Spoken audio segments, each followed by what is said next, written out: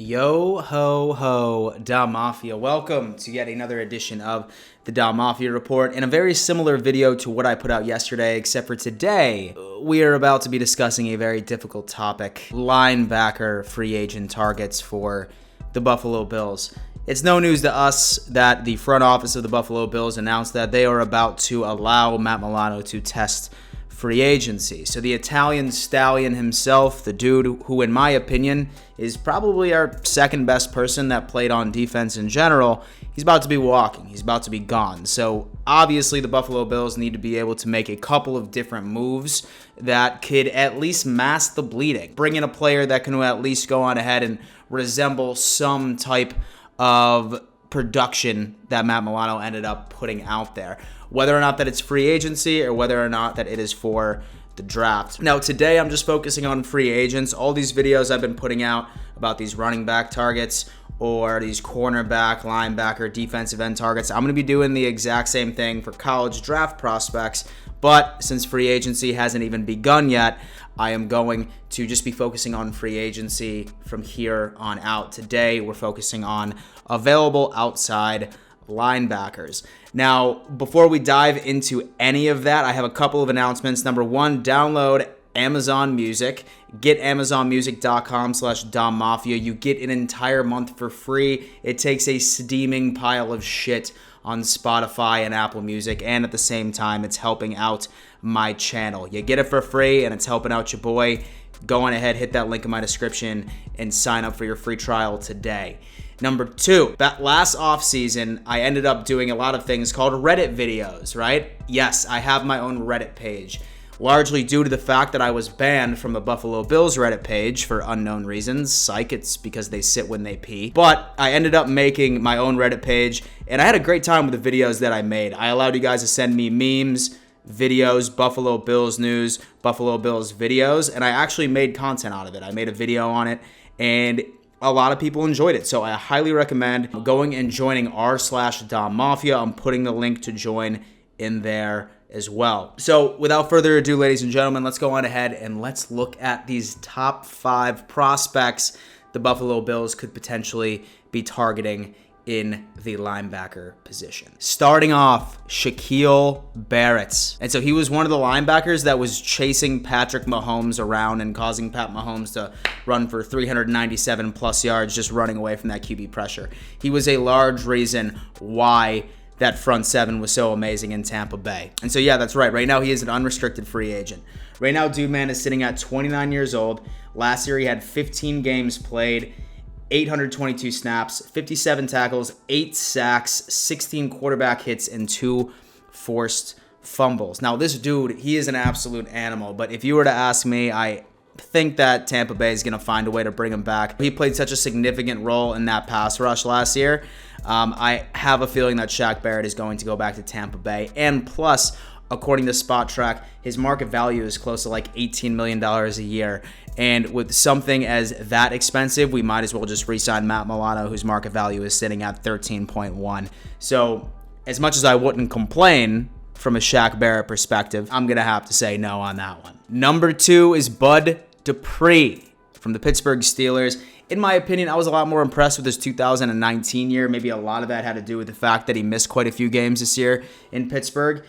He only played 11 games, 609 snaps, 31 tackles, 8 sacks, 16 quarterback hits, and 2 forced fumbles as well. Wow, practically identical statistics to Shaq Barrett, except for the fact that he was out there for less games and for less snaps. So maybe I stand corrected. Bud Dupree might be an interesting pickup for the Buffalo Bills going into it. Now, as far as his coverage perspective is concerned, in fact, it's funny because those 2 names and 2 other names that I'm about to go on ahead and name, while we're looking for a defensive end that can cause pressure on the running back, we could essentially knock out 2 birds with 1 stone here of getting not only somebody that can replace Matt Milano, but also be able to cause pressure on the quarterback. This might be a bean move right here, thinking that, hey, maybe we can just focus on drafting a defensive end and we can go on ahead and get one of these linebackers who are great, who are fantastic at causing quarterback pressure and are somewhat decent in pass coverage. Finding a linebacker that is as good in pass coverage as Matt Milano is going to be difficult. If they're decent, let's talk about it. So Bud Dupree may be interesting, but at the end of the day, he's also going to be pretty expensive. His market value, according to SpotTrack right now, is $18.2 million. So essentially the exact same thing as Shaq Barrett. With that amount of money, might as well just sign Matt Milano again. So next is going to be Melvin Ingram, right? Now, he played for the Chargers, and unfortunately, he only played 7 games before he ended up getting injured. He's sitting at 32 years old, so he's up there. 7 games played, 361 snaps total, 10 tackles, 4 quarterback hits, and 1 interception. So here's the deal when it comes down to Melvin Ingram. He was injured last year for the most part, and in 2020 he was paid about $20 million. And it's funny because now his average annual salary is going to be $11.4 million. So that's about $2 million less than what Matt Milano is projected to be worth. And so with Melvin Ingram, you need to understand he's 32 years old. He was injured last year. He's coming off of an injury. And so you need to ask yourself, is this worth the risk that he's going to be able to come back as healthy as possible and still be able to put up the same type of production that he had? I really like the fact that he ended up getting a single interception. From that stat tells me that he's somewhat decent when it comes to coverage. I mean, we'll definitely see what's going on. He's my favorite so far, I would say, as far as the potential and as far as overall cost. Second to last is Matt Judon. Now, I mean, we all understand that he has a lot of trouble with reporters. He talks shit to a lot of reporters. He has a, let's say, short fuse, and he blows up on a lot of people. And he's visibly unhappy with Baltimore. He was franchise tagged last year. And this might be an interesting pickup for the Buffalo Bills. I mean, say that he could be a culture fit in McDermott's locker room. Sitting at 29 years old, 14 games played last year, 563 snaps, 50 tackles, 6 sacks, and 21 QB hits. So as far as the QB hits perspective, out of these 4, about to be 5 names that I just went on ahead and listed off, this guy is an absolute boss when it comes to getting pressure. Like I said, if we can't find a defensive end, if we don't sign a free agent defensive end that can cause pressure, the majority of these names could probably knock out 2 birds with 1 stone from a coverage perspective, and then also hits. Now, with Judon, this is going to be interesting because he's probably going to be pretty expensive. His market value right now is sitting at $15.6 million per year, and yet $2 million more than Matt Milano. As much as I would have loved to have him on this team, in fact, I was kind of hoping that we had him on this team this past year in 2020. He was a guy that I really wanted to pick up until Baltimore franchise tagged him. But, I mean, we'll see what's going on there. It could be an interesting pickup. Let me know what you think. Last but not least, this name has been dominating Twitter, my mentions, my comments. Von Miller. Ever since J.J. Watt ended up getting off the table, Von Miller was that next person that everyone was just like, oh my God, Dan, we absolutely need to look at this guy, right? Now, 2020 was rough for him. He did not play a single snap all year due to an injury, and his team definitely struggled. But if you know Von Miller, this guy has been probably one of the most consistent pass rushers on the face of the planet. He absolutely wreaks havoc. Now, when it comes down to the negatives, he's old, right? He's getting to be 32 years old. He didn't play an entire season with the Denver Broncos going into it. He was hurt.